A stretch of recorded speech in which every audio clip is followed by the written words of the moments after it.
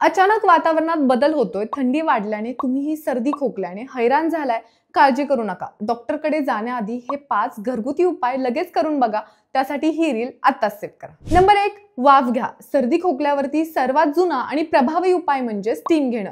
गरम पाण्यामध्ये निर्गिलीचं तेल किंवा विक्स मिक्स करून वाफ घेतल्याने बंद नाक लगेच मोकळं होतं आणि श्वास घेणं सोपं होतं. नंबर 2, हळद दूध प्या. रात्री झोपण्यापूर्वी गरम दुधात चिमूटभर हळद आणि गूळ किंवा मध घालून प्या. हळद अँटीबॅक्टेरियल असल्यामुळे घसादुखी कमी होते. नंबर 3, मिठाच्या पाण्याने गुळण्या करा. कोमट पाण्यात मीठ आणि थोडी हळद टाकून दिवसातून 3 ते 4 वेळा गुळण्या करा. यामुळे तुमच्या घशाची खवखव दूर होते. नंबर 4, आयुर्वेदिक काढा प्या. तुळस, आलं, काळी मिरी, लवंग आणि दालचिनी पाण्यात उकळून त्याचा काढा तयार करा. हा काढा उष्ण असल्याने सर्दी आणि कफ पटकन कमी होतो आणि इम्युनिटीही वाढते.